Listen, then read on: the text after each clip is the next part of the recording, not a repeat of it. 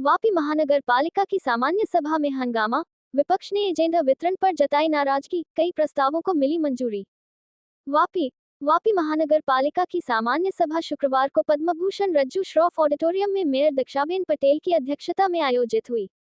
सभा की शुरुआत प्राकृतिक आपदा में जान गंवाने वाले लोगों को 2 मिनट का मौन रखकर श्रद्धांजलि देने तथा वंदे मातरम के सामूहिक गायन के साथ हुई।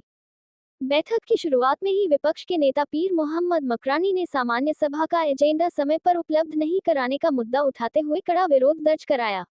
इस पर अधिकारियों ने भविष्य में समय पर एजेंडा उपलब्ध कराने का आश्वासन दिया, जिसके बाद सभा की कार्यवाही आगे बढ़ी।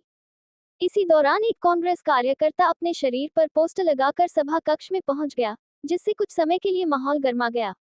कार्यकर्ता ने आरोप लगाया कि महीनों पहले मांगी गई जानकारी उपलब्ध नहीं कराई गई है तथा विपक्ष के नेता के लिए केबिन और वाहन की मांग भी अब तक पूरी नहीं हुई है, जिसके विरोध में ये प्रदर्शन किया गया। इसके बाद सामान्य सभा में विभिन्न समितियों की कार्यवाही और कई प्रस्तावों को बहुमत से मंजूरी दी गई। वहीं पार्षदों के मानदेय एवं भत्तों की अधिकतम सीमा निर्धारित करने संबंधी प्रस्ताव सर्वसम्मति से पारित किया गया। सभा के दौरान मेयर दीक्षाबेन पटेल ने हाल ही में हुई भारी बारिश के दौरान महानगर पालिका के अधिकारियों और कर्मचारियों द्वारा किए गए राहत एवं बचाव कार्यों की सराहना की। स्थायी समिति के अध्यक्ष सतीश भाई पटेल और डिप्टी मेयर मितेश भाई देसाई ने भी प्रभावित परिवारों तक सरकारी सहायता शीघ्र पहुंचाने के लिए प्रशासन द्वारा किए गए प्रयासों की प्रशंसा की। इस बैठक में महानगर पालिका आयुक्त N.F. चौधरी, नायब आयुक्त किरण सिंह राणा, विपक्ष के नेता पीर मोहम्मद मकरानी सहित सभी पार्षद, अधिकारी और कर्मचारी उपस्थित रहे।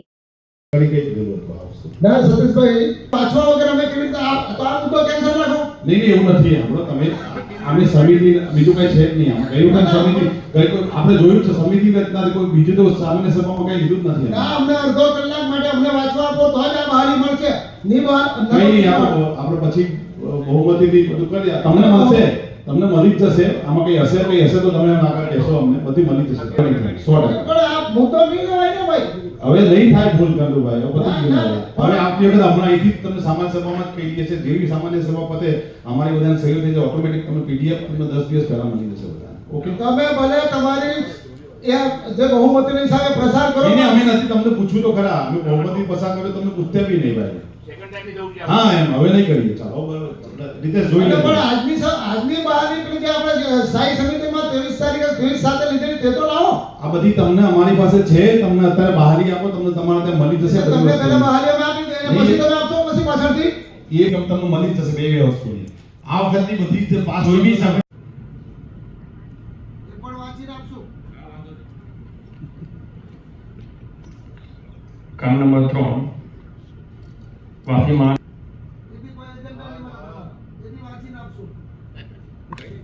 જે થોડુંક સ્પષ્ટતા કરું તો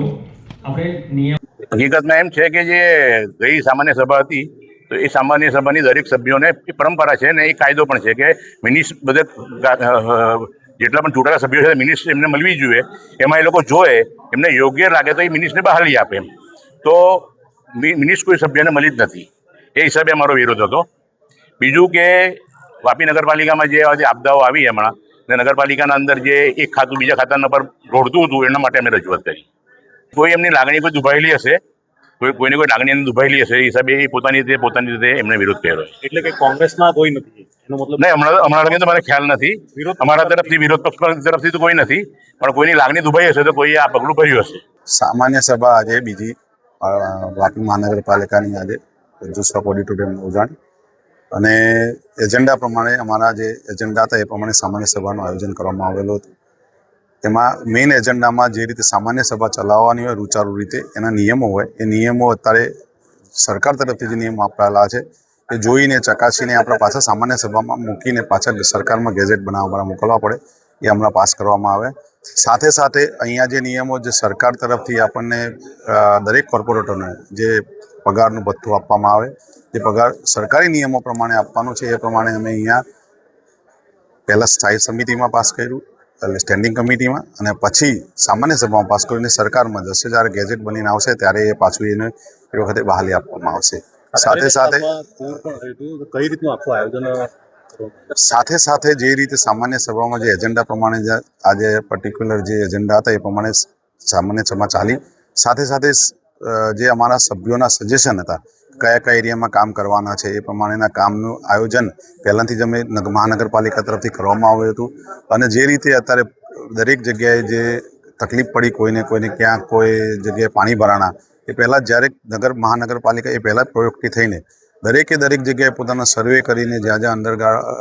જે ગ્રાઉન્ડ ફ્લોર સુધીના પાણી ભરાણા હતા એ લોકોને સહાય કરી મહાનગરપાલિકા તરફથી અને 13 વોર્ડમાંથી 3374 લોકોને જે અમે રજીસ્ટર કરેલા હતા એને રજીસ્ટર કરીને સાથે એમને 3374 જણા 6800 પ્રમાણે એમને ઓનલાઈન ડીબીટી દ્વારા પેમેન્ટ બી ચૂકવવામાં આવ્યું.